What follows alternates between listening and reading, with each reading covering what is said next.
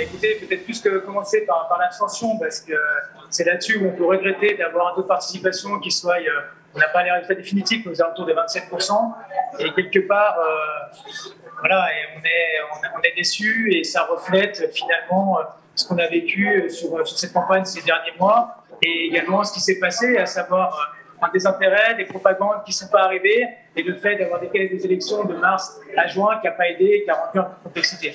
Ajoutez cela la fin du confinement, et on a cette abstention également élevée. On s'est rendu compte bien que les électeurs n'avaient pas reçu les enveloppes officielles. Je rappelle que c'est l'État qui établit un contrat avec une entreprise. C'est Adrexo qui l'a obtenu et qui a très mal effectué ce travail, au point que quasiment un électeur sur deux n'avait pas eu l'information. Et pour certains, ils n'avaient reçu ni les enveloppes des départementales, ni celles des régionales. Et c'est très grave parce qu'on bâillonne la démocratie et on a empêché certaines personnes de consulter les documents en amont et donc de pouvoir derrière aller voter. Il y a 1 an et 3 mois, on était en pleine crise Covid et certains voulaient m'abattre. Aujourd'hui, honnêtement, on est très contents. On est surtout très content d'être en avance sur 6 des 7 communes de la CCFU. On est très content d'être en avance sur pratiquement l'ensemble des bureaux. Et ça, c'est quelque chose qui nous fait plaisir et ça récompense le travail, malgré notre forte taux d'abstention qui est un vrai handicap pour toutes les équipes. Moi, je voudrais peut-être rajouter également que François et moi représentons une candidature d'alliance du centre, de la droite et de la société civile, alliance légitime.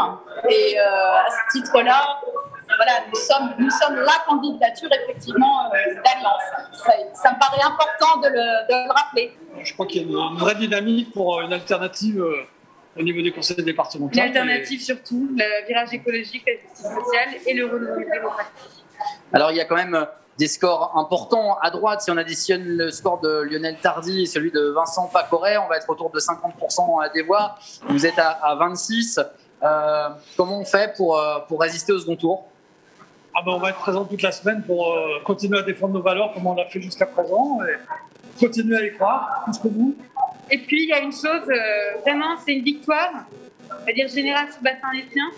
Elle est modeste au regard de l'abstentionnisme qui est là, qui est vraiment très présent. Et nous, ce qu'on veut, c'est aller chercher ces personnes-là qui ont été oubliées et mises de côté. Des scores très très hauts, y compris ici en Haute-Savoie. Un exemple sur le canton de Fallère-Chêtenay, on est presque à 50%. C'est presque un raz-de-marée. C'est au-dessus de vos espérances, Sylviane Noël ? Oui, absolument. On se fiait déjà au sondage qui nous créditait déjà de 39% d'intention de vote, ce qui était déjà un très bon score. Et là, on a une agréable surprise puisqu'on nous crédite entre 45 et 48% de score. Donc, c'est effectivement un excellent score, bien au-delà de nos espérances.